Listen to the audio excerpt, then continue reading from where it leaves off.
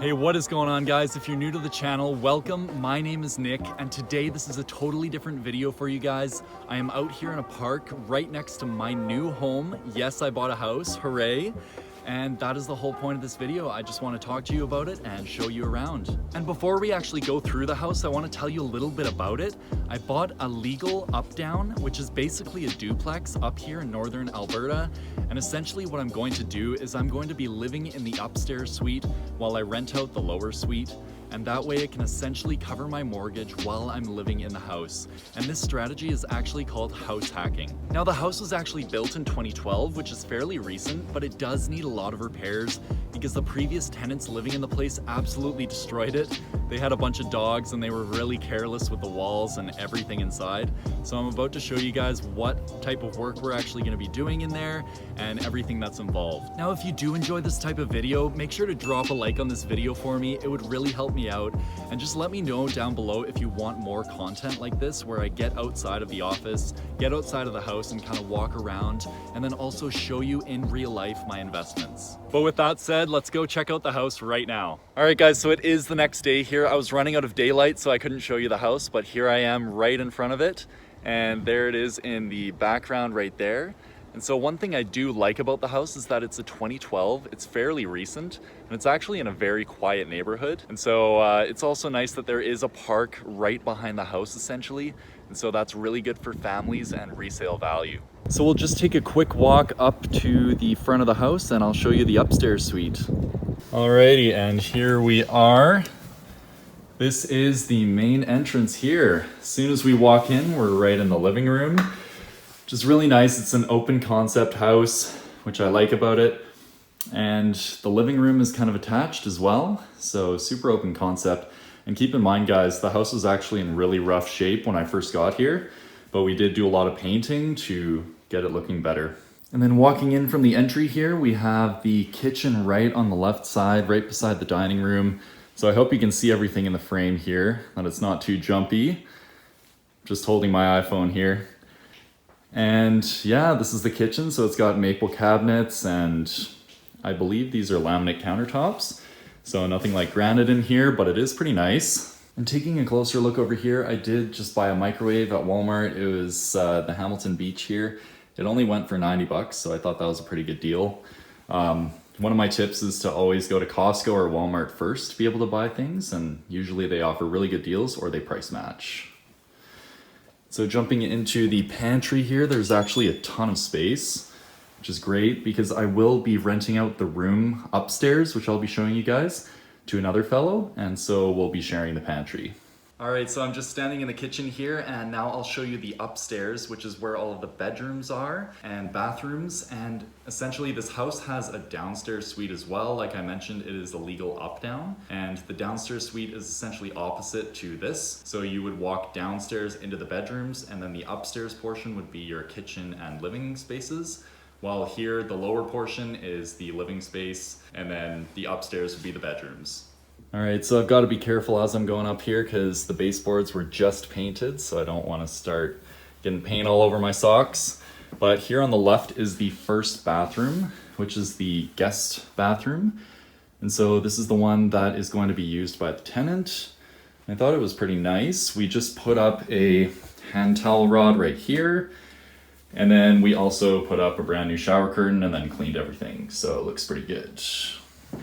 Then as we continue on, going into the right here is the master bathroom, the ensuite. So this is the bathroom that I'm going to be using. On the right here, there is a lot of closet space. Pretty insane for a bathroom, honestly, but I'll never run out of towel room. And then one thing that I did do here in the shower is add a brand new shower head, which I bought from Costco. It's actually got the option to be eco-friendly, so you can have a lower flow, which is pretty awesome. And it was only 40 bucks, which is pretty good.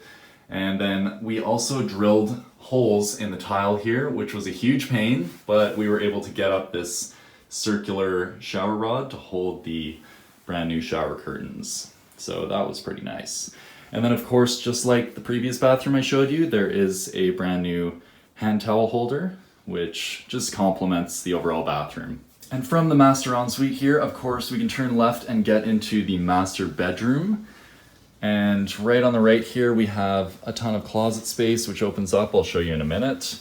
And then it's about a 10-foot by 10-foot room. You might not be able to see how big it is on camera here, but it's fairly spacious. Not enough to fit a desk, unfortunately. And the only thing that I do need to fix in this room is the blinds. They're really crappy and they don't go down very easily. So that should cost about $100. And then as you'll notice, there is a ton of closet space on the right here, which I just walked through from the ensuite bathroom. So this is one fully walk-in closet. And then on the right-hand side, it's like the trifecta of doors. There is another closet that you can walk into with a ton of space. And finally, we'll walk out of the master bedroom back into the hallway, and then straight on the right-hand side here is the guest bedroom. So this one is actually a little bit bigger than the master bedroom, which is surprising. I believe it's about 12.5 or 13 feet by 9.5. So there is a lot of square footage in here. And it's got 2 bright windows, which is a great renting feature when I listed this up on Kijiji and Facebook Marketplace. And then of course there's a closet with dual doors here, and it is slightly walk-in, maybe not, but there is a little bit of room in here and quite spacious. And then making our way back out into the hallway, we can find that that is essentially all that is up here. Oh yeah, there is a linen closet, which is good for storing a lot of linen and everything else you can think of. I've actually got an air conditioner down there because there is no air conditioning up here in northern Alberta, it seems. So the summers get pretty brutal. And then here's just an overlook of the living room and kitchen. So that is the entire upstairs suite where I'm going to be living. And I am renting out that room upstairs, like I told you, the guest bedroom, and that's gonna be going for $850 per month, all utilities included. So I think it's a pretty good deal. I would be able to get about $900 after these renovations and making the house look a little bit nicer. But for now, I'm just happy to have a renter in for the next few months. And then like I mentioned, guys, there is a downstairs suite too that I'm going to be renting out. It's essentially identical to this upstairs. It has a separate entrance in the back, but it does have a slightly different floor plan layout. I will be renting that one out for $1,300 plus utilities. And so my mortgage payment ends up being about $1,295 per month, which is pretty nice because the rent downstairs completely covers the mortgage. And then the rest for the upstairs bedroom that I'm getting at $850 per month will cover most of the other expenses. And I'll definitely have to update you guys on the cash flows and all of the details regarding my rental income and all of the expenses of my home to be able to update you guys and let you know if I'm doing well or if this is a profitable venture. And I do just want to mention that the condition that you're seeing in this video is a lot better than it was 3 days ago. Over the past few days, my dad and I have been doing a ton of work here to be able to get this into a better and living condition. The previous tenants actually had 2 dogs that essentially destroyed all of the baseboards. They actually punched a hole in the wall upstairs, and hopefully I'll have a few pictures to put on screen to match what I'm talking about. And there were a few other holes in the walls, dents everywhere. I had to replace all of the light bulbs because it looked like you were living in a penitentiary. It was pretty brutal. But to be honest, guys, this was exactly the type of property that I was looking for because it did require a little bit of work, mainly superficial, and then you put in the sweat equity to be able to increase that value for resale. And hopefully I'll be able to get a better price when I sell this. Now, in terms of the price of the home itself, I did pay $350,000 Canadian, and then I put down 20% to be able to avoid the mortgage insurance. If you do high ratio financing here in Canada, you do have to pay huge premiums and it doesn't make sense at all. So you're better off doing the 20% down.